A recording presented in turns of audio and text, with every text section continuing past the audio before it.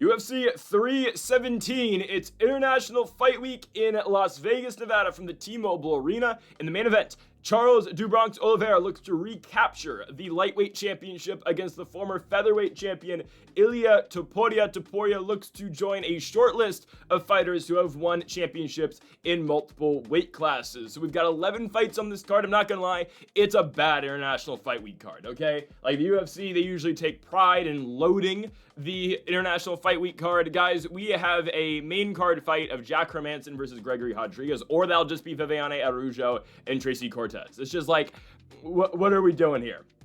What are we doing? They did not load this card at all. But anyways, we've got 11 fights tonight, or this Saturday. And folks, before we get into the video, make sure to hit that subscribe button down below for some more UFC predictions here on the channel. No UFC next week, but we've got PFL this week and next week as well here on Greedo Plays MMA. So hit that subscribe button down below. We are fastly approaching 1,000 subscribers, so let's go make that happen. Also, on the main channel, Greedo Plays, Daily MLB, and NBA Best Bets. The NBA Finals could be over. Actually, NBA Finals is over. So, actually, Game 7's tonight, possibly. So, anyways, I'm recording this video early. I'm recording this on Thursday, so I don't know what happened at UFC Baku, Azerbaijan. Okay, nothing from that card's gonna change how I see fights. So, anyways, okay, on to the first of our 11 fights. We kick things off with a fight as of Thursday, no odds yet. Niko Price and Jacoby Smith. So the UFC kind of scrambled and put three fights together. They scrambled to put Niko Price, Jacoby Smith together, Jonathan Diniz and Alvin Hines, and then Peyton Talbott, Felipe Lima. We'll get to all these, obviously. Amil, Jose Delgado kind of got rushed to be put together as well. So again, they kind of just made this card the 11th hour. It's kind of weird. But anyways, our first fight, Niko Price taking on Jacoby Smith. I'll tell you what this is. This is the UFC trying to do away with Niko Price. With all due respect, Niko Price has been fighting in the UFC for quite a while now. Again, this is them saying, all right, just get out of here. You know, they want to build up Jacoby Smith off of Niko Price's name. I've seen this before. Jacoby Smith 1-0 in the UFC. It's a victory over Preston Parsons. It's a first-round knockout. What Jacoby Smith offers is exciting. He is a heavy power guy from Fortis MMA, or I think Fortis MMA and AKA. He's trained that. I don't know which one he's going to be at for this one. I think he's at Fortis right now. I know he used to be an AKA guy. He's a former Oklahoma State guy. If I'm not mistaken, he did wrestle over there. Yeah, he was a college wrestler, but heavy power, good wrestling to back it. Won in the Contender Series by TKO in the second round, was able to chin Preston Parsons in the first round in his last fight. Niko Price is more than washed. Somehow he beat Alex Morono last year in June of 2024. That was just an outlier because he's lost, 3 of his last 4 to Themba Gorimbo, beat Morono, lost to Robbie Lawler, got knocked out in 39 seconds, and Phil Rowe knocked him out in the third round as well. He's won 2 fights since pre-COVID. So yeah. That's bad. You know, Niko Price doesn't really win fights anymore. Jacoby Smith, again, heavy hands, the guy who's undefeated at 10-0. I fully expect him to knock out Niko Price in the first round. Niko Price is 35, guys. I don't understand why he keeps getting put in these spots, because his last fight was a prelim on an Apex card. And now here he is fighting on International Fight Week. Again, I know what they're doing, right? Niko Price is somewhat of a name. Hell, his UFC record is 8-8. You know, he was put in an International Fight Week spot back in 2023. He was the last ever fight for ruthless Robbie Lawler, and obviously Lawler knocked him out 39 seconds into the fight. I'm not telling you Jacoby Smith's going to get a knockout this quickly, but Jacoby Smith he does have an 18-second knockout. That's how he got his shot onto the Contender Series, was by winning in 18 seconds in Fury. So he's got all the potential to do that against Niko Price. I just don't think this fight's that long. I think Price is more than washed. I think the guys he's fought have not been the best, obviously. Like, we've seen Themba Gorimbo. I know, again, Gorimbo is now coming off a win because of that last fight. No, he lost to Luque. I forgot about that. Yeah, Gorimbo, I just thought the Luque fight was before the Price fight. Regardless, Gorimbo, we know he's not that high level. Morono is not good anymore. Robbie Lawler at 40 years old. Like, it's just, Price has not been fighting the best guys, and he's been going to decisions with Morono and Gorimbo. Jacoby Smith will not let him go to the decision. I think Smith, if he's not able to knock Price out early, he'll just be able to wrestle him. But Price's thing early in his career was, he's got a good chin. You know, he's a marauder.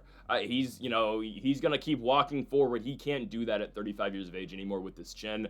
I'm more than fine here with Jacoby Smith. And obviously on Tapology, everyone's back in Smith. 96% of voters going with Jacoby Smith. Contrary to 4% going with Niko Price. Yeah, give me the favorite out of Fortis MMA. I'm taking Jacoby Smith to beat Niko Price. Let's move on now to our second fight of the night. We move to a matchup here in the featherweight division. Amil takes on Jose Delgado. The undefeated Amil is an underdog in this fight. albeit he's 3-0 in the UFC with wins over Fernie Garcia, Young Lee, and a split decision win over the former undefeated UFC fighter in William Gomez. His opponent tonight on Saturday, Jose Delgado, coming off a victory over Connor Matthews earlier this year in February. I believe that was in the Apex, I think. It was a first-round knockout win over Matthews. Yeah, it was in the Apex. That's great. I'm just going to be honest. I don't hold a Connor Matthews victory with any weight. I'm just going to be honest with you guys. We've had this conversation about Connor Matthews, and we saw in his last fight against Yadier Delval, like Connor Matthews and all these fighters coming out of New England Cartel, they're just not very good. We've said the problem with this. They fight in CES, they fight in Combat Zone. I believe Combat Zone's the one Calvin Kattar runs. Like, the New England Cartel guys always get favorable matchups on the regional scene, so they have good records going into the UFC. And look, like Connor Matthews was a fighter who went 0-3 in the UFC, got finished in every single fight that he had. So honestly, I don't really put too much weight in the Delgado victory over Matthews. I know he won by knockout in the contender against Ernie Juarez. I get that. Guys, Hyder Amil's an undefeated fighter. I know, again, his resume isn't the greatest, but so far in the UFC 3-0, right? And I get it, Fernie Garcia is one of those wins, but a first-round knockout victory over Young Lee. I get it, Lee's a 2-2 name now at this point, but that's not a bad win. The William Gomez fight, close fight, but obviously Amil goes in there and he edges out a decision by split, obviously. Delgado's only loss comes back in 2023 in United Fight League by unanimous decision. Prior to getting that shot in the Contender Series, a 80-second knockout victory over Lucas Faria. It was a first-round finish. What can we expect in this fight? We can expect a lot of striking. You know, I mean, that's what both these guys are going to go out there and do. I was a little surprised when I saw the odds, not going to lie, that Delgado is a favorite to win this one. I mean, it kind of makes sense to me, but I don't know. Hyder Amil is 35. That's the problem, right? He was very old when he came into the promotion. Hell, he was on the Contender Series when he was 32, 33 years old, which usually, I mean, Dana says this all the time. I'm not looking for 32-year-old prospects, right? I'm looking for young guns. They still gave Amil the call. I mean, this is a guy who had fought in Bellator once upon a time back in 2019. Went to LFA, won 3 fights over there, got the shot in the contender, and obviously has been all right in the UFC. Actually, has been pretty good. Honestly, I'm going to take Hyder Amil here. I don't know why Delgado's a favorite, okay? Hyder Amil, regardless of what you think about William Gomez, by the way, I'm going Amil by decision. Regardless of what you think about William Gomez, that's a good win. Because William Gomez, this guy beat Joanderson Brito. And sure, all of his fights were kind of just controversial, like the Joanderson Brito fight, who knows if he really won. The Jarno Aaron's fight was really close. The Francis Marshall fight was really close as well, and Gomez had a million, canceled fights. But for Amil to go out there, put some damage on Hyder Amil and win the fight in the Apex, I mean, that's a really good victory. Because Hyder Amil, guys, we were talking about that fight, like, all right, if Gomez wins, he's probably going to get a top 15 fight next. I mean, he would have been 6-0 in the UFC. You kind of have to give him that shot, even though, sure, a lot of his wins have been controversial and a lot of his wins have been close. But that's a good victory for Amil to go out there, and again, close fight, but to go out there and win. I think he's able to win in striking exchanges here with Delgado. I get it, Delgado's got a lot of power, but Amil showed power as well, and I think Amil's just able to win deeper into the fight, personally. I mean, Delgado's never been to the scorecards, so he's been to the scorecards once, and that's his only loss. I just saw Hyder Amil go out there and win a decision against William Gomez. So for this fight, don't be surprised if Delgado wins the first round. It honestly wouldn't surprise me at all. But deeper into the fight, I do think the older fighter, I guess technically the more experienced fighter in Hyder Amil, is going to get better. And I think Amil's going to win the second and third rounds. And ultimately, I think that's what's going to be able to propel him to win the fight. Again, Delgado's seen the judges' scorecards once, and that's his only career loss. Hyder Amil just beat a former undefeated guy in the UFC and William Gomez by decision. So I like Hyder Amil to go deep into this fight and win. My only concern is that he is 35 years of age and he's not getting any younger at that point. Delgado will be the slightly bigger fighter as well. He's got 2 inches of height and 3 inches of reach on Hyder Amil, but I do think the fighter coming out of San Francisco, California, and Amil is going to be all right in this spot. I think he goes out here and I do think he outstrikes Delgado, and I think he does get better as the fight continues. I'm going Hyder Amil to beat Jose Delgado, and he's going to pick up the victory by unanimous decision, winning rounds 2 and 3. Let's move on to our third fight of the night, and we go to what should be a really entertaining fight over in the lightweight division. Vaishlev Borshchev takes on Terrence T-Rex McKinney. Now, I'm not going to lie, this is a very Terrence McKinney-coded fight. It just is, okay?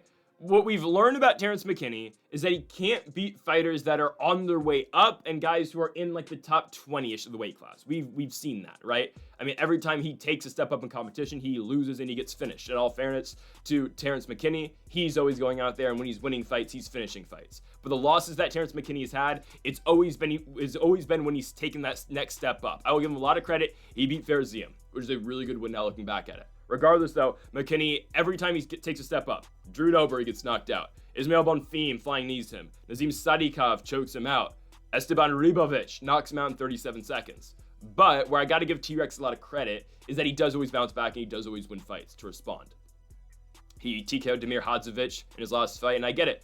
Hadzovic isn't very good, but that's just what McKinney does. In the UFC, they like McKinney. He is an all-action type fighter. I mean, he has not seen the scorecards once in his pro career. And this guy has had 23 fights. He's never gone the full 3 rounds. And I don't think this Saturday is going to be any different. So that's why the UFC is going to keep him there. That's why they are going to feed him matchups like Mike Breeden, like a Brendan Marat, right? They want to keep McKinney around, but then when they do say, all right, let's test you again against a high-level guy, he's going to lose. Vacant Borshchev is not that high-level guy. He's not. He's 3-4-1 in the UFC, coming off a unanimous decision loss to Tom Nolan. He had beaten James Longtop before that by split decision. I saw Chase Hooper absolutely dominate this guy on the ground. There is a very easy pathway to victory for Terrence McKinney in this fight, and it's through the grappling. It just is. Vacant Borshchev, as we have seen, cannot hang, I think, on the ground with Terrence McKinney. The thing about McKinney is he's not always willing to engage in that, but I think he'll be fine here. I think Terrence McKinney TKOs Borshchev on the ground. I think he gets it done in the second or the first. All Terrence McKinney fights usually end of the first round. I'm going to first round TKO finish for Terrence McKinney. It's simple. Again, Borshchev can't grapple. He can't. Right? I think the obvious example of that's the Chase Hooper fight when Vacant Borshchev got 10-8'd in the first round because he was just swarmed on the ground by Chase Hooper. And then Hooper eventually got that Darce choke submission in the second round. Right? That's where we've seen Vacant struggle so much. Mark DeCasey, again, we've talked about so many times with DeCasey, but as his career has gone on, and obviously he wasn't successful in his last bout over in the PFL against Gadir Badanov. My goodness, that guy's good. I just assume he beat Kevin Lee this weekend. We saw DeCasey do to Borshchev, right? He just grappled him the entire fight and put Borshchev on his back for 15 minutes. That's what you can do to Borshchev. Because, yeah, his striking's not bad, as we saw, right, early in his UFC career as he knocked out Dakota Bush with a liver shot, or TKO'd Dakota Bush with a liver shot. He beat Chris Duncan back on the Contender Series, which makes no sense now, considering how both of those guys' careers have gone since that Contenders bout back in 2021. But on the ground, I just don't think he's going to be able to hang with McKinney. Hell, Borshchev knocked out Mahashet as well a couple fights ago. Right, the split decision whenever James Longtop, it is what it is. Good victory, I guess. Longtop, not a good UFC fighter. Let's just be honest. He's already been cut, obviously. I think McKinney wins this fight fairly easily. I think it's through the grappling personally, but I think, again, his grappling is going to set up the ground and pound. So that's why I am going to go TKO for Terrence McKinney. I mean, if McKinney's stupid, he will strike with Borshchev and give Borshchev literally the only opportunity that he possibly has to win the fight. Because let's just be honest, that's what it is. Borshchev's only spot to win is going to be in the striking exchanges and if he catches McKinney. Because for as good as McKinney is and for as entertaining as he is, he's so susceptible of being knocked out. He's been knocked out 5 times already in his career. You know? And he's had 23 fights. Getting knocked out 5 of those is crazy. Ribovic knocked him out. Bonfim brutally knocked him out. Dober knocked him out. Sean Woodson brutally knocked him out in the Contender. I mean, I'll say this about McKinney, right? One of his TKOs is an injury, but still, when McKinney gets knocked out, it's always a highlight reel. And Borshchev does have the potential for that. I mean, he's got a nasty right hook. Like, you don't want to be there with Vacant Borshchev with his right hook. I think McKinney grapples him, and I really think he stays out the way of danger. McKinney knows how to win fights, and again, Borshchev's not a high level, so McKinney should win. I'm going first round TKO for Terrence McKinney. I think he does it obviously through the grappling, and I think we see a ground and pound finish here for Terrence McKinney in the first round. Let's move on to our next fight. We go to a matchup that just got put together in the heavyweight division. It is the Brazilian Jonata Diniz taking on Alvin Hines. Does Alvin Hines not look like Parker Porter? Right? I mean, this is just Parker Porter on a different name. I'm so serious. Alvin Hines, a 5-0 fighter over in LFA. Never won the championship over there, but he is 3-0 so far here in 2025. Now, let's really look at these victories, though. A win over a 3-4 Mark Courier at LFA 200. An arm triangle choke win in the first round against Junior Hicks, who was 2-0. And then a win over Billy Ray Valdez, who was 4-1 by high kick knockout in the third round.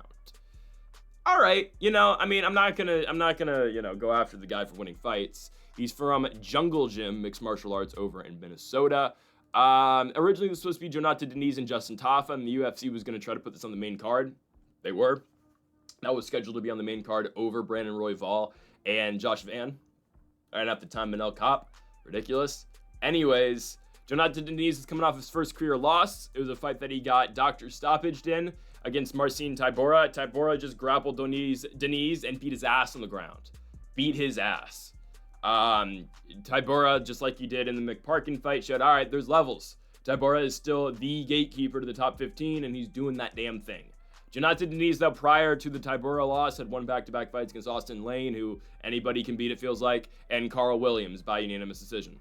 Okay, Carl Williams, obviously PFL fighter now. Good victory for Jonathan Diniz. For Alvin Hines, again, 7-0 fighter. What does he do well? Honestly, I will give you this. What I've seen out of Hines, he can kind of do everything. You know, and I think that's going to take him far enough at heavyweight in the UFC. I'm so serious. I don't know if he can beat Diniz, but, like, there's a place in the UFC for Alvin Hines because he can grapple. That's, again, guys, if you're able to grapple at heavyweight, look at Jailton Almeida. And I think Almeida's great. I think he's the second best heavyweight right now, behind Tom Aspinall. I think that's probably going to be the fight. I think he should get it over Cyril Gane for the vacant championship, or for, I guess, when Aspinall gets promoted to undisputed champion. Guys, Jailton Almeida can barely strike. And look how far it's gotten him. And sure, he's a freak of nature, and he's great, right?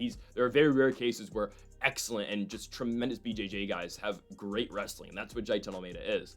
But again, Jailton Almeida is probably going to be in a title fight, and he's probably not going to be at Aspinall, but he's going to get a title fight, and he's the second best heavyweight because he just has really good jiu-jitsu and he can wrestle. That's how far they can get you at heavyweight. The thing about Jonathan Diniz, and this is where I'm a little scared for Diniz here, is that, yeah, Alvin Hines can just wrestle Diniz. But the thing is, I just don't think Hines is on that level of Tybura where he's able to hold him down. Like, Carl Williams was able to get a takedown against Diniz, and Diniz, you know, was all right. Williams tried to wrestle early in the fight, and Diniz kind of just fought off those takedowns. Same thing in the Austin Lane fight. Lane tried to wrestle Diniz, had a little bit of success, actually had a lot of success in the first round, held Diniz down the entire first, but then Diniz knocked him out in the second once Lane wasn't able to get to the legs and wasn't able to get to the hips to get a takedown. So I think Hines might have some moments of success with the wrestling, but I'm going to side Diniz here. I think Diniz will win. I'm going to go via second round TKO, second round knockout. I do just think he's better than Alvin Hines, and definitely on the feet as well. Again, I do worry too, like with Hines, like, all right, you're taking this fight on a week and a half's notice. You know what? I mean, I know it's heavyweight MMA. Like, you don't really need to be in peak, obviously, shape at all at heavyweight. Let's just be honest. But, like, again, you haven't been training for a fight. Now you get your first UFC call. You're fighting at T-Mobile. You're fighting on International Fight Week. And I just think Diniz is better. Again, there is a pathway for Alvin Hines. Don't get me wrong. It's through the wrestling. But will Alvin Hines be prepared to fight a full 15 of just grappling and grinding on the ground? I'm not going to say that. I don't think he is.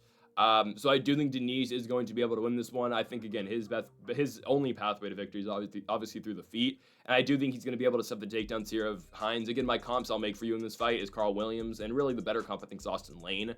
I think Hines is slightly better than Lane, don't get me wrong. But again, here's the thing about Hines, guys. Hines hasn't beaten anybody yet. You know, it's not like he's the LFA heavyweight champion, which I understand doesn't hold the most weight, but he hasn't even gotten to that spot yet, you know? He's not a real credentialed regional guy just yet. So I do think Diniz wins. I think Diniz is much better than that. And guys, just remember, right? Jonathan Diniz just fought Marcin Tybura, and if he had won, he'd be fighting in the top 15 right now. So I don't think Alvin Hines is on that level just yet. And Diniz is the much older fighter too. So I'm going Jonathan Diniz to win and knock out Alvin Hines in the second round. Again, expect some trouble grappling in the first, but I think Diniz is going to lock in and win by second round knockout. Might be a live dog too, or just a live play at all. I don't know we'll see what the odds are after the first round. We go on to our next fight. Let's go to the UFC's open execution of Peyton Talbott. Guys, this is crazy. It's like, it's that meme where Andy's throwing down Woody and Buzz and Jesse, and he says, I don't want to play with you anymore. That's what the UFC is doing with Peyton Talbott here. It's crazy. They're done with him. It really shocks me that they're that just like, all right, you suck. We're going with, like, Felipe Lima, go get him. Because, guys, Felipe Lima is going to beat Peyton Talbott. 100%. And sure, Johnny Barcelos beat Cody Garbrandt. Cody Garbrandt sucks. Okay, Cody Garbrandt's a one-round fighter now. Whatever. Don't get me started on Cody Garbrandt. Yeah, Felipe Lima's a damn problem, guys. He's a problem. He is a big problem. This guy's good. And the thing is, nobody really knows who Felipe Lima is. Like, if you don't watch, like, you know, a lot, you don't know who Lima is. This is a guy who's got good hands. He throws a lot of stuff on the feet, but more concerning for Peyton Talbott is that he's going to wrestle him. Lima's going to grapple, and Lima's got good jiu-jitsu too. And I think, again, on the feet too, I do think Lima is going to be definitely good enough to hang with Talbot. But yes, the biggest fear for Peyton Talbot has to be Felipe Lima's grappling. Okay, guys, this fight got scheduled like 2 weeks ago. So one would assume, right, that Talbot had been preparing for a fight 100%. But you didn't know exactly what matchup you're going to get. And sure, for Talbott, you probably had to assume, all right, regardless of who I get, you know, my next opponent's going to watch the Raoni Barcelos fight and see, okay, I just got out-grappled for 15 minutes. You know, I was one of the biggest favorites in UFC history to ever lose. Probably the biggest favorite in UFC history to lose. So I got to work on my wrestling, and that's great. Felipe Lima's got really good jiu-jitsu. He does. He has really good jiu-jitsu. His striking, again, is good. I don't know if he can go out there and just purely outstrike Talbott, but the thing is, he'll be competitive enough. He'll be more than competitive enough. And guys, Talbott's no longer being protected by the UFC. Let's just be honest, because that's what he was. That's what he was given. Now, as soon as he beat Cameron Simon, they're like, all right, we're gonna start protecting you. Because they gave him Nick Aguirre in his first UFC fight. That guy, I don't even like. What does Nick Aguirre do now? Is he still fighting? He just lost a fight in Fury. Okay, exactly, right? Like, this guy went 0-2 in the UFC, lost to Dan Arquette and Payne Talbot. It was a very easy fight. Cameron Simon was a difficult fight, don't get me wrong. Like, I remember I thought Simon was going to win. I kind of bought into the Cameron Simon hype. I was listening to too many Rodrigues Duplessis interviews. I was like, all right, like, I trust in Simon. Like, I think the Peoria camp out there in South Africa is pretty solid. Well, it's just Rodrigues, let's just be honest. Talbot knocks out Simon. Then he knocks out Yanis Gamori, who he was a minus 1,600 favorite in. And then he fights Raoni Barcelos as a minus 1,150 favorite, and he lost by decision because he just got out-grappled. Okay, again, this is a nightmare matchup for Talbot. They could have given him a striker who will not engage in a wrestling fight. I don't know who that would have been. Off the top of my head, I can't think of a guy who would purely just strike with him. I'll find you one in a second. We should have given him Malcolm Wellmaker. No. I'm so serious, they could have given him Altangeli. Like, Altangeli probably wouldn't have wrestled Talbot. Probably would have been willing to engage in the striking fight. That would have been a fight, you know, or Ricky Tertia. They should have just given him Altangeli, right? That would have made sense, right? Or give him like a Long Jiao. I wouldn't have minded that for him, right? Or Brian Katona would have wrestled. They could give him Alex Topuria. Boom.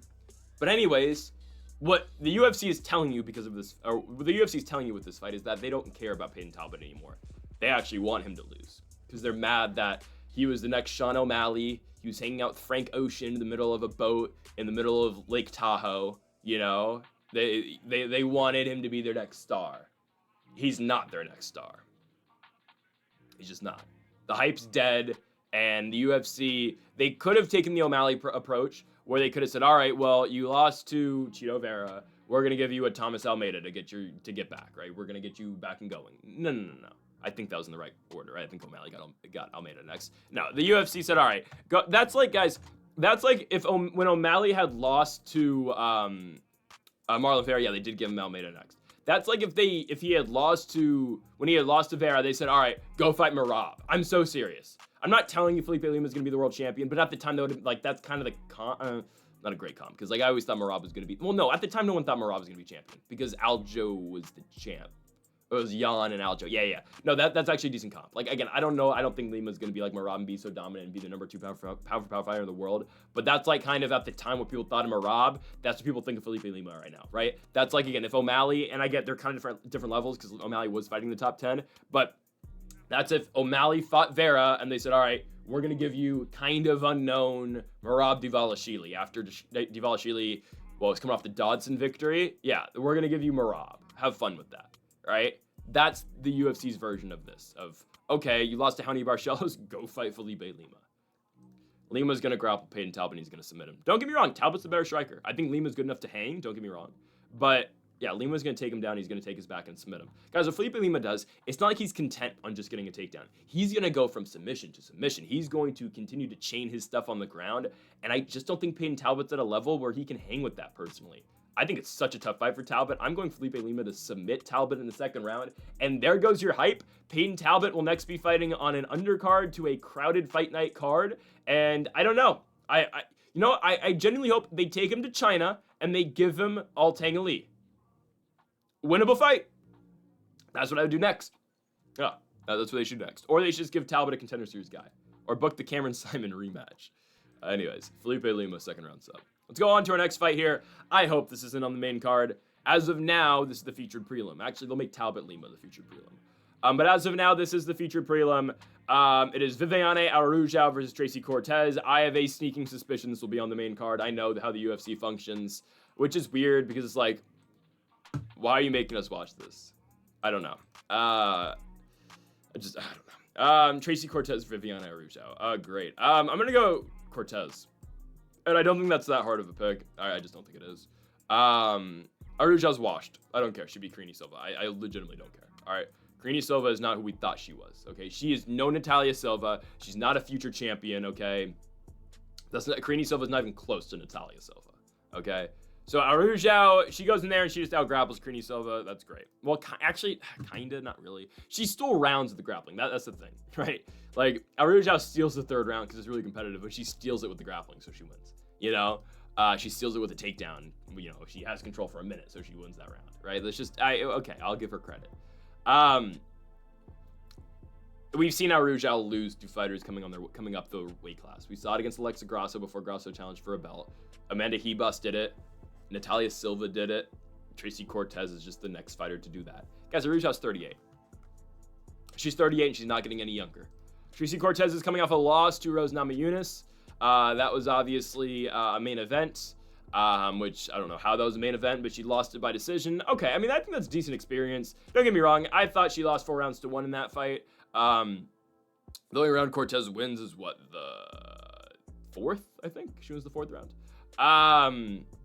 All right, like, it's just, I don't know. Rose was much better on that night, and Rose just in general is much better. It showed us that, okay, Cortez is not on that level of flyweight yet. She's not in the level of, and I mean, there are levels to this at this point, but like, there are multiple levels. But she's not on the Namajunas, Macy Barber level. I wouldn't put Miranda Maverick on that yet. But she's on the level with, right, Barber and Namajunas, I'll say. And the highest level is, and I'll put Alexa Grasso there too for now. The highest level is Shevchenko, Natalia Silva, Grasso. So I think Fior is on that lower level too. Cortez isn't ready for the, top 8 yet. This is a good matchup for her because, right, Cortez is 10, Araujo is 8. It makes all the sense in the world, don't get me wrong. And Cortez will win. Don't get me wrong. She's going to win this fight. She will go out there and she'll do just enough. We've seen Araujo get put on her back by Amanda Ribas. I don't think that's going to happen here. But Jennifer Mai put her on her back too. I just think Cortez will probably be able to outstrike Araujo. Again, Araujo is getting slower in every fight that she's been in. And yeah, she beat Creeny Silva, which again, Silva's not as good as we thought she was. It was like when Yasmin Lucindo fought Amanda Ribas. Like, all right. No, I'm not Amanda Lemos. It was like, all right, you're not on that level just yet. I can tell you Cortez is on that level, though. She is on the Viviane Araujo level. And again, Araujo's not getting any younger. She's 38 years of age. Cortez is going to go in there. She's going to outstrike Araujo, and I think she's going to be perfectly fine in doing so. I just saw Cortez go 25 minutes with Rose Namajunas in a main event at Elevation in Denver. We just saw her beat Jasmine Jasudavicius. I get it, that's like a year and a half ago now, and Jasudavicius has obviously made a lot of improvements, and Jasudavicius continues to rise up the weight class. Jasudavicius is ranked 6th. She'll probably, I think, get Macy Barber next. But Tracy Cortez beat Jasudavicius by decision. Full 15 minutes, went out there, outstruck Jasudavicius for 15, really. That's a good victory. Stuffed 8 takedowns out of Jasmine as well. So if you think, again, like Araujo, she's just going to wrestle Cortez. Well, Jasmine Jasudavicius, who is more than capable as a wrestler, went 2 for 10 on her takedown attempts against Tracy Cortez. I think Cortez is going to be more than fine in this spot. She'll be able to stuff the takedowns out of Araujo, and then she will go out there, and I think she will successfully outstrike Viviane at the same time. So this one really isn't that tough for me to pick. I think Cortez gets it done. Again, we've seen so many fighters try to jump up the weight class against Araujo, and they've been successful in doing so. I'm not telling you, again, Cortez is at like the prospect level as a Natalia Silva when she fought Araujo, but I do think she gets it done. I'm going Tracy Cortez by unanimous decision. Expect a lot of striking here, and Cortez is 7 years younger than Viviane Araujo, so Cortez should be able to get it done. We're going with her to win by unanimous decision. Okay, main card opener, at least I think it's going to be. Actually, if this is on the main card, they'll have it go second. They'll still open with Royval and Van, but I don't know if this is on the main card or Araujo Cortez. So we'll just start with this. Jack the Joker. Jack Hermansson takes on Gregory Rodrigues. Ooh, I'm split on this. I really am. This might be the toughest fight in the entire card to call for me. Yeah, I think it is. Yeah. No, Royval Van. No, this is the toughest fight for me. Jack Hermansson. So Jack Hermansson last year beat Joe Pyfer. Main event in the Apex. He wins the fight. He was a huge dog, like plus 450 going into that fight. Beats Joe Pyfer, kills the Joe Pyfer hype, and Joe Pyfer hasn't done a good job keeping the hype himself, let's just be honest. Now, I know he's coming off a win over Gaslam in his last fight, but is there any hype for Joe Pyfer right now? No. Anyways, Jack Hermansson beats Pyfer in a 5-round main event. After the fight, goes on the mic and says, I have big things planned for 2024. We didn't see him ever again after. We did not see Jack Hermansson once. He did not fight. We didn't even hear from the guy. He went back to Sweden. I think it's Sweden, right? Yeah. He's Swedish and from Norway. Oh, no, actually, he lives in Norway. So he went back to Norway, and we didn't hear from the guy ever. Okay. He won the fight 3 rounds to 2. Joe Pyfer looked good in the first 2 rounds until Jack Hermansson said, you know what? I'm just going to start pushing the pace. And Joe Pyfer couldn't go 5 rounds. Okay. Jack Hermansson got into his face, started walking Pyfer down, made Pyfer end up having to shoot takedowns on Jack Hermansson. Yeah, not good. So Hermansson won, and now he's here against Gregory Rodrigues. The thing is, this is a 3-round fight. Now, it's going to be... Okay, this is a weird way of putting this. It's a 3-round fight, but essentially the same thing remains for Jack Hermansson. Like, Rodrigues, I don't think he can go 5 rounds because he is so, go early in the fight. Well, he went to the 4th round against Cannonier, in all fairness. Yeah, never mind. But no, we saw him, in all fairness, though, we saw him, fall off a cliff after that first round. So, no, Cannonier still would have won. If that was a 3-round fight that we saw in the Apex in that main event, Cannonier still wins it.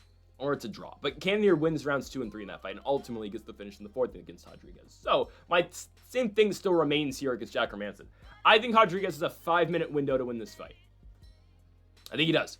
I think he's got the first 5 minutes to try to go out there and knock out Jack Hermansson. The guy who has been knocked out before, really only once against Jared Cannonier in a main event over in Denmark. Why the UFC doesn't go to countries like Denmark anymore, I don't know. Because I remember that was really fun that they did that card. Cannonier shocked a lot of people on that night.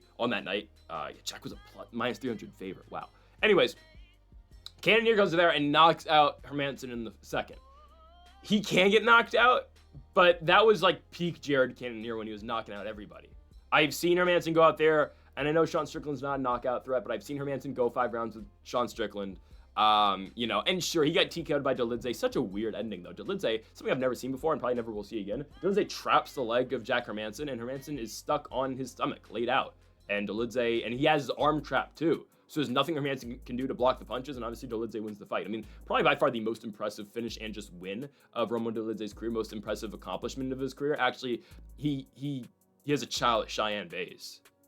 That's brutal for JP Bays, man. You get knocked out 3 times and your wife leaves you for Roman Delidze, and now she lives in Georgia? Oh. So I would say that was Delidze's most impressive finish, but it's probably not. Regardless, Jack Hermansson is 37, which does concern me, but I don't really think anything changes here. Okay, Rodrigues has 5 minutes to win the fight. He has 5 minutes. Because I don't think he's winning rounds 2 and 3 against Jack. Because I do think that's when, all right, Hermansson does look to wrestle, and I think Hermansson's going to see success wrestling. And I get it. Rodrigues is a kind of a tough guy to take down. But at the same time, too, okay, if Jack's not able to get a takedown, I think he's just going to walk Rodrigues down. I think he's going to put pressure on Rodrigues. The Hermansson jab is not horrible. Like, Jack is sneaky good on the feet. He's better on the feet than you think, right? Went out there, and again, I know, it was a weird scorecard against Strickland. Did get a split decision against Strickland, and wasn't doing all that bad of a job against Sean. I only thought he won a round in that one, potentially 2. But, Hermansson's sneaky good on the feet. He is. The Marvin Vettori fight, really good fight, actually. Apex main event. Those guys trade for 25 minutes, and obviously, nobody can knock out Marvin Vettori, so Hermansson wasn't the first, obviously, but he goes up there, put some damage on Marvin, right? And we saw him walk down Joe Pyfer, so I think the same exact thing happens when, so in the 3rd round of Hermansson's last fight in the Apex, that switch was just flipped, my goodness, in the 3rd round. It was like, all right, well, Hermansson, all the momentum was gone on Hermansson, he's going to start taking over the fight. The same thing's going to happen in this fight against Gregory Rodrigues. It's just going to happen in the 2nd round this time.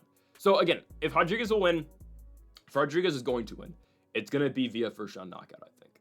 But if he doesn't, I do think Hermansson starts to walk him down. I think Hermansson does see a lot of success. I think it's going to open up opportunities for him in the grappling. I think it's going to open up, obviously, I think it's striking, and I think the way that I think Rodrigues is going to kind of break, because you can throw Hermansson your best shot, he'll probably keep on walking through it. Same thing in the Cannonier fight, right? Rodrigues gave it all. It gave it his all in the first round to try to knock out Cannonier, and he almost did it. We were thinking, oh, Cannonier's done, like, career over.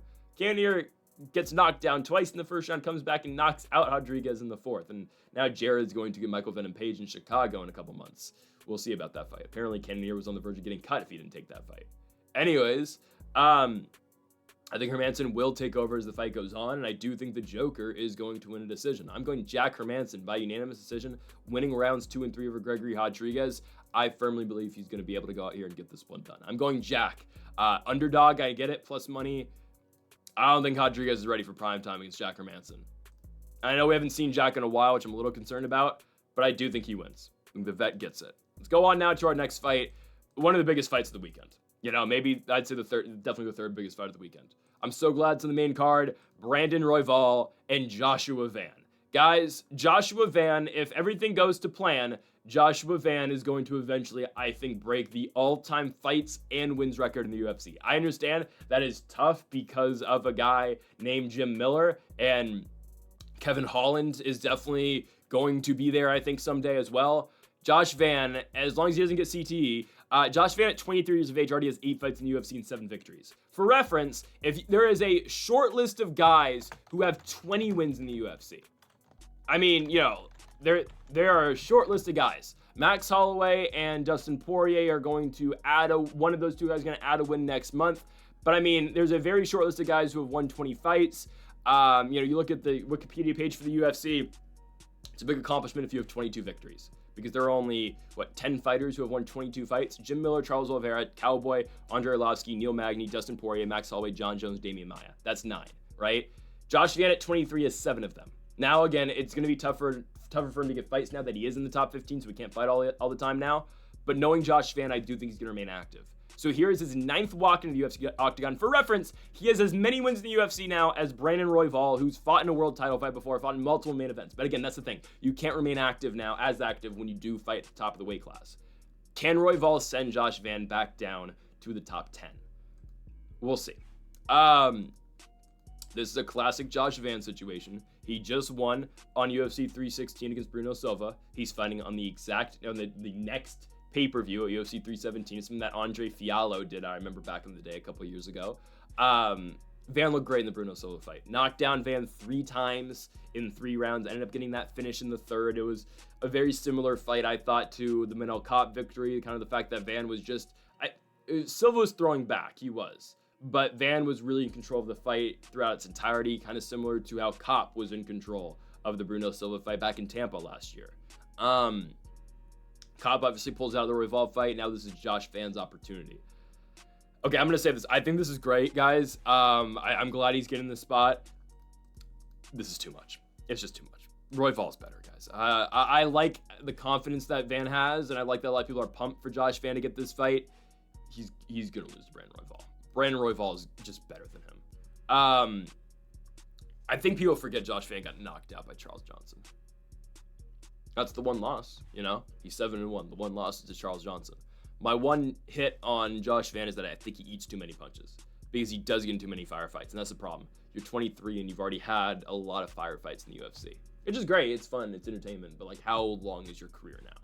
Again, if everything goes to plan and he's still active, say, for 10 years, like, he'll break the UFC wins record. Hell, he's technically on pace to break that in, like, 4 years. He's not going to fight that often, obviously, not going to have the same win success, I think. But, yeah, if Josh Van just sticks around, which I think the UFC is going to keep him around, even if he does go on a huge losing streak, which I don't think he's going to. Like, Josh Van someday, I think, is going to break the wins record. As long as Jim Miller is not still fighting in, like, 5 years. And I know, again, I'm saying, oh, Van needs 20 victories. If he can just hang around, he will get them. Again, the name of the game for winning fights in the UFC and breaking the Jim Miller record is just longevity. It's not like Jim Miller was ever a championship fighter. He never even fought. I think he had 1 title eliminator in his entire career, right? Like, you know, the key to winning a lot of fights in the UFC is just longevity. If Van can stay around, he's going to eventually break that, I think. Kevin Holland, I do think, is going to break it as well, just because of his activity as well. Anyways, Brandon Royval is just on another level, though. That's the thing. We saw Josh Van get finished by Charles Johnson. Good fighter, but just a 15th ranked guy. Since then, Van's come back. He beat Edgar Chairez, beat Cody Durden, beat Ray Teixeira, and beat Bruno Silva. The Bruno Silva win, obviously the biggest win of his career, got him into the top 15. I got to give the guy credit for that. Brandon Royval, guys, just beat Tatsuro Taira and Brandon Moreno in back-to-back fights. 2 fights that he was a plus 250 dog and plus 240 dog in both of them. I remember coming on here on Greedo Plays, the other channel, obviously, and picking Brandon Royval to beat Tatsuro Taira. I was like, all right, like, yeah, Taira's undefeated, but Royval his only losses are Pantoja and Moreno in the UFC, and he got the Moreno win back. You'll look at the record for Royval and say, oh, he's 17-7. Oh, a lot of his losses come on the regional scene. This is a guy who came into the UFC as a 10-4 fighter, 9-4 fighter. Immediately got a short notice call. He's supposed to find the contender. Gave him a short notice call to fight Tim Elliott. Beat Tim Elliott. Got another short notice opportunity. Beat Kai Kara France, who's fighting for a world championship. This should be Royval's title fight tonight. I don't care he's lost twice to Pantoja. Pantoja has already beat Kai Kara France as well. We'll talk about that in just a few moments. All right? This should be Raw Dog's fight in the co-main. But he's only lost to Moreno and Pantoja. And he's beaten Moreno again in their second fight. What are we doing? I mean, it's just, that's why I thought he was going to beat Tyra. That's why, again, I was skeptical of the Moreno fight. I thought he was going to beat Manel Kopp. For as much hype as Manel Kopp's had, I just thought Royval's better. I saw Manel Kopp lose to Moicano, and I get it's a different stylistic fight, but like we've seen Kopp get the title eliminator before and not win. They can't hold out Royval the title shot any longer. Like, they have to give him the trilogy fight against Pantoja if he wins this one. At the same time, the UFC is praying that Josh Van can get this one done. Because now that's money. A 24-year-old Josh Van tries to win the championship against Pantoja. Likely, let's say, December this year. I know how Josh Van operates. Like, that'll be a fight that will happen this year. Maybe November, Depending on the damage Pantoja takes in the co-main. I'll get to that in a second. I just don't think it's going to happen. I think Royval's going to beat him. My main thing is, like, I watched Josh Van struggle against Charles Johnson. I saw him struggle to find range. And I get it. It's because Charles Johnson is just a different flyweight. He's a long flyweight. He's got a huge reach, obviously. But I think Royval gets him here. Royval, again, the pace that Royval pushes, he is constantly in your face. He's tough to manage against. I'm taking Royval to win this one. On the ground, too, it's like, all right, well, what? Josh Van doesn't wrestle. He's the one usually getting taken down. Royval doesn't really want to wrestle either. You're just going to see a striking fight. I think Royval gets the better of Van. I don't know if he gets a finish. I'm going to go decision for Raw Dog here. But I feel fairly confident that Brandon Royval is actually going to win this one. I really do. He's got a 5.5 inch reach advantage here, too.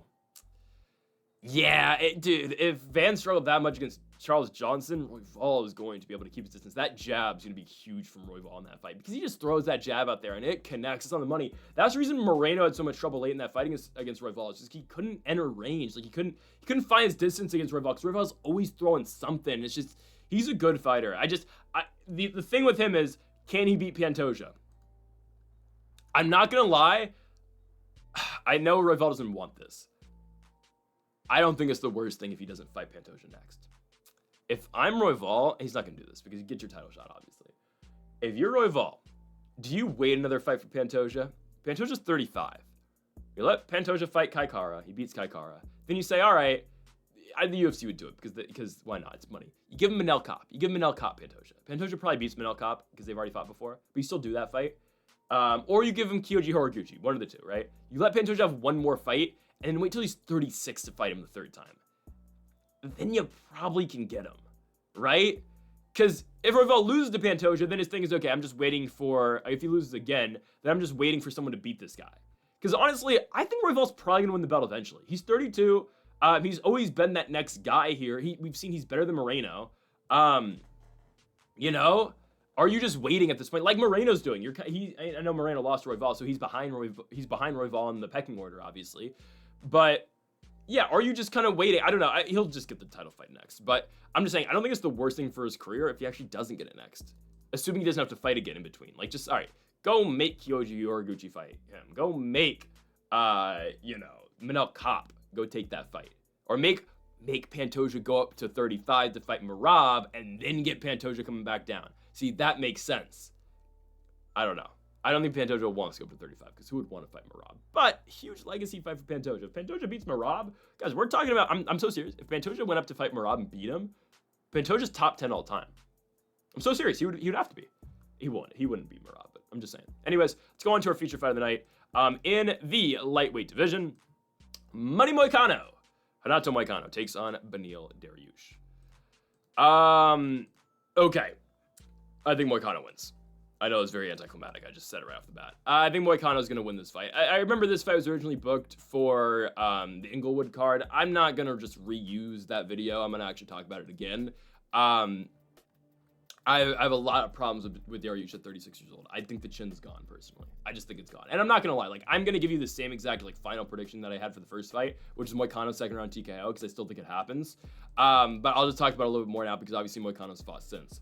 My thing with Dariush is, again, he's 36 years of age. He's not getting any younger. I know Moicano is 36 at the same time as well, but Moicano feels like he's fresher at 36. He just is. Dariush looks old as dirt, by the way. And he's lost back-to-back fights. His last win was his best win of his career against Mateus Gamrot. He was a fight away from the championship against Charles Oliveira, a fight that, I'm not going to lie, I actually had Dariush winning. I'm just going to be honest. Dariush was a favorite. I think we all kind of thought Dariush, well, not all of us, but, like, it wasn't a crazy take. I thought Dariush was going to go out there and beat Oliveira, and I thought we were going to see Dariush Makhachev. Yeah, what a time that would have been. But Dariush since lost to Oliveira and then got knocked down in 64 seconds against Arman Tsarukyan. Yikes. Dariush was on a run, man. He beat Tony Ferguson. But at the time, we didn't know, like, that wasn't the most impressive feat, right? My thing is, Dariush, okay. Can he wrestle Renato Moicano? Maybe. But Moicano does have really good grappling. And sure, Islam Makhachev submitted Renato Moicano. I don't care. That's the best fighter in the world right now, who somehow didn't want to fight Ilia Topuria. Anyways, I'll get to that later. Right? Moicano, the Benoit Saint-Denis fight's very, very, very impressive. And I get it, Benoit, you know, not what we thought he was. I mean, I thought Poirier was going to beat him, but anyways, I mean, I don't know how the hell Poirier is a plus 250 dog against Benoit, but that's neither here or there.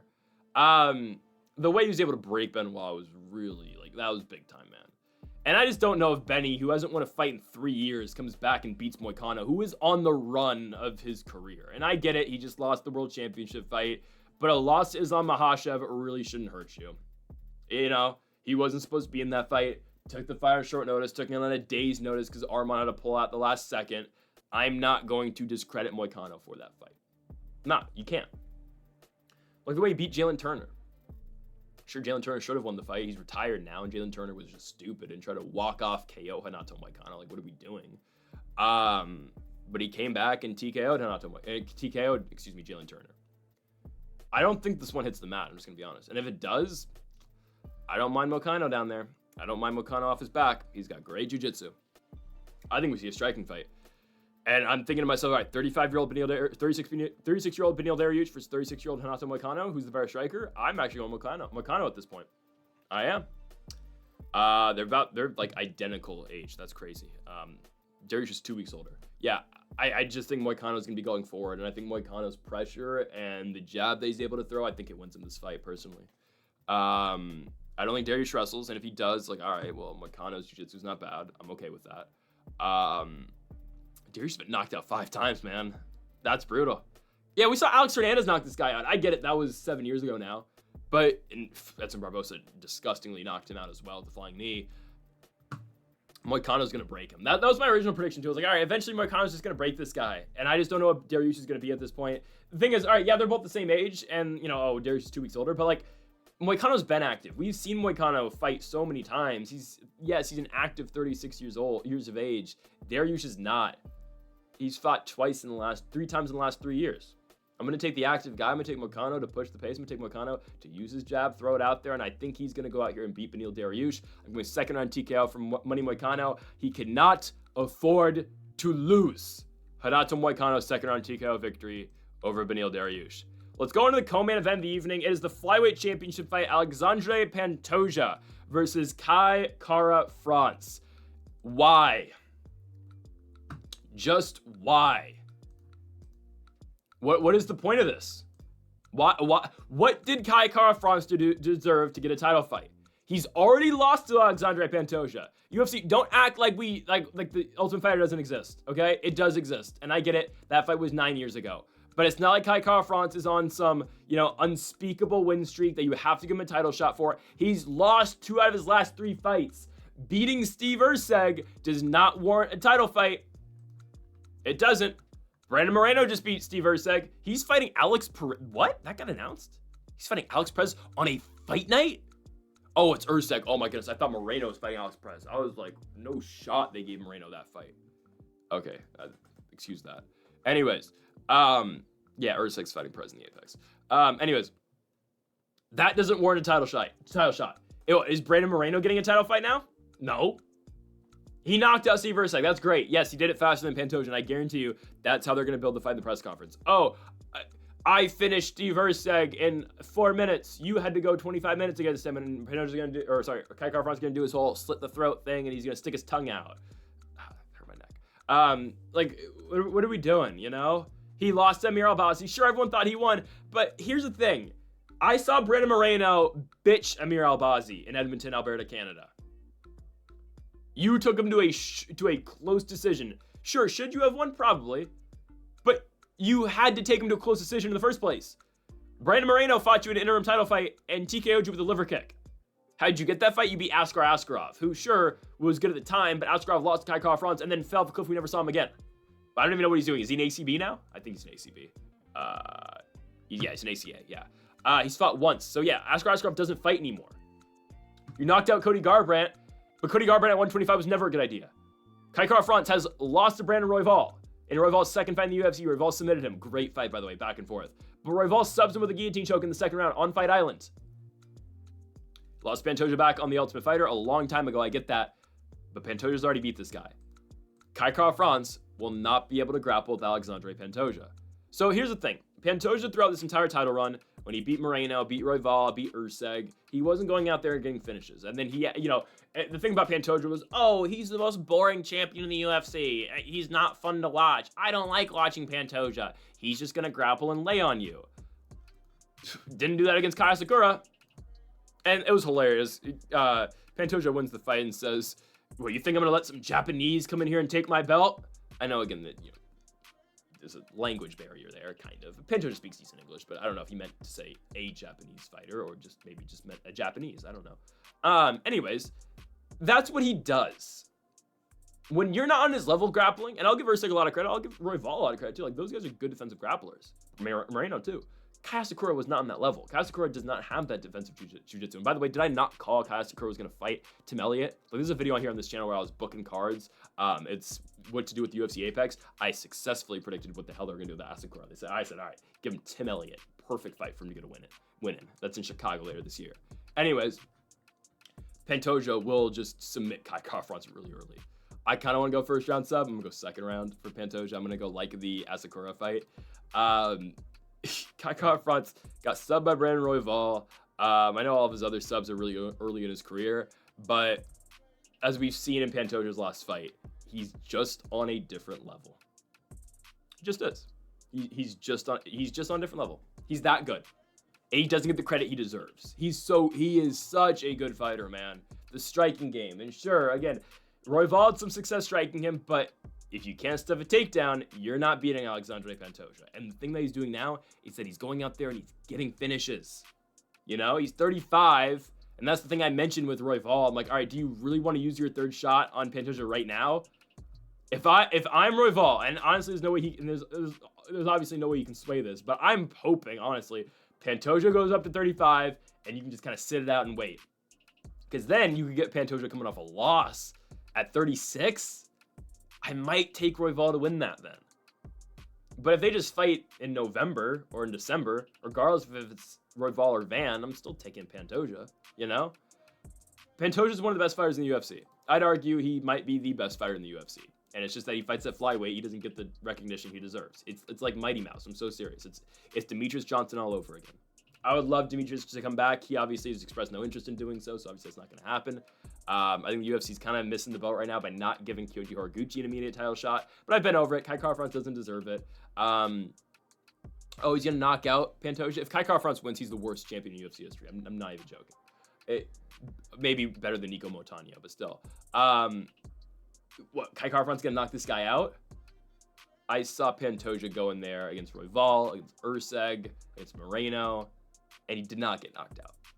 I saw this guy fight Divas and Figueiredo in Figueiredo's peak. And sure, he didn't win, but he didn't get knocked out and ate that guy's toughest punches and hardest punches. He beat Manel Kape. Kai Kara-France doesn't stand a chance. Pantoja's going to get this guy down. He's going to grapple him, and he's going to submit him. Alexandre Pantoja's second-round submission. He will beat Kai Kara-France. To our main event. In the lightweight division, Ilia Topuria versus Charles do Bronx Oliveira for the vacant lightweight championship. Don't get me started on Islam Makhachev. I get it. Oh, he wants to go up to welterweight. It's very weird timing that as soon as Ilia comes up, and here's the thing. Full transparency. I was going to pick Islam to beat Ilia. I've always thought Islam was going to beat Ilia. I just thought Ilia was too small to fight him. But as soon as Topuria goes up, then Islam's going to 70 now?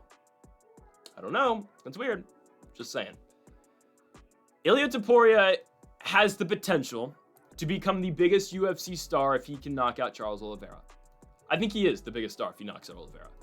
I'm not giving away the prediction right now, but it is best for the sport if Ilia Topuria beats Charles Oliveira. It just is. I'm not telling you Ilia is going to get on Conor level, but that is kind of what this guy is in Spain. That just needs to become a worldwide thing of the hype of Ilia Topuria. I'll be honest, I have fully bought into Ilia now. The Max Holloway fight, that fight made me a fan of Topuria. It just did. Okay, the Volk fight, I didn't really like Ilia. I thought he was too confident and whatnot. I didn't like the whole thing where he's taking the belt and like, I was like, all right, dude, you just want to be Conor. But he knocked out Volk and I was like, all right, gotta give the guy credit. He then fought Max Holloway. I was like, all right, well, I still, I gotta see because I thought Holloway was gonna beat him personally. I'm just gonna be honest with you. Okay, I was wrong. Ilia Topuria, in the first second of that fight, points in the middle of the octagon and says, all right, let's trade. He does the same. He offers to do what Holloway did at the end of the fight against Justin Gaethje. Holloway declines, but Topuria before the fight said he was going to do that, and he's a man of his word. Ilia then goes on to knock out the first guy to ever knock out Max Holloway. I'm so serious. This is the biggest star in the sport if he can beat Charles Oliveira. The fight was in Abu Dhabi and it was in the middle of the day. That's why I don't think it didn't get the, the hype that it deserved. But if he can go out here and beat Charles Oliveira, I mean, what are you going to say now about this guy?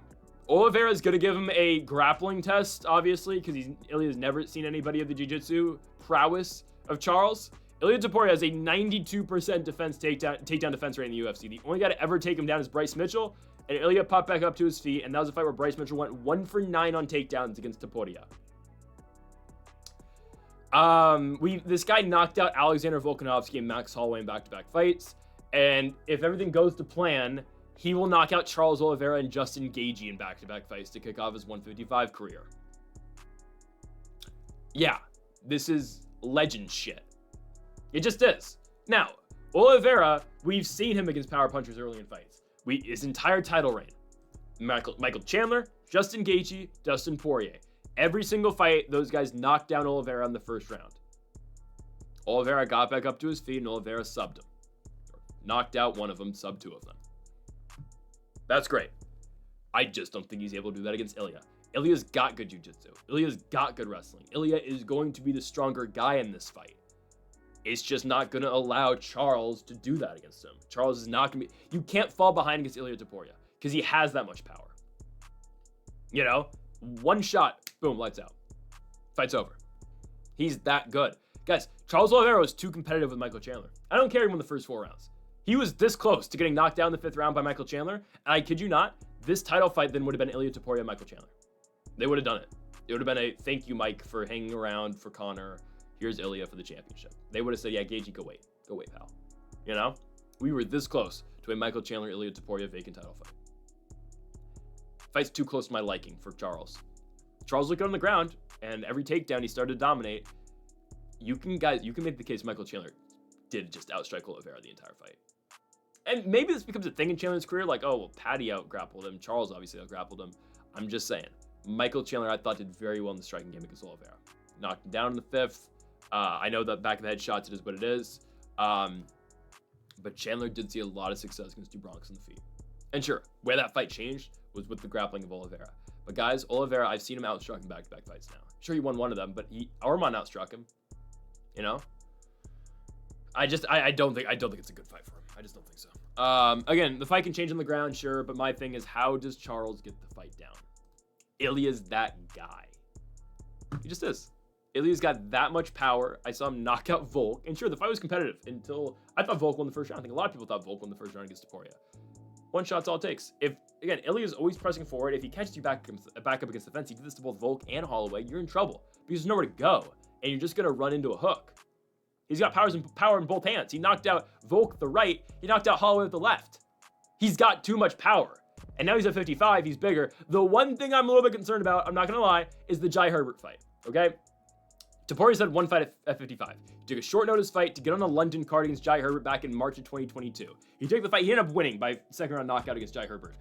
He almost got flatline knocked out. Jai Herbert catches him with a really nice roundhouse kick and snaps the head back of Topuria. I thought the fight was over watching it live. It was crazy. Topuria does stay in the fight, and that's the thing. The guy's dealt with adversity. He stays in the fight, comes back, regains himself, and eventually comes back and knocks out Jai Herbert in the second with the hook.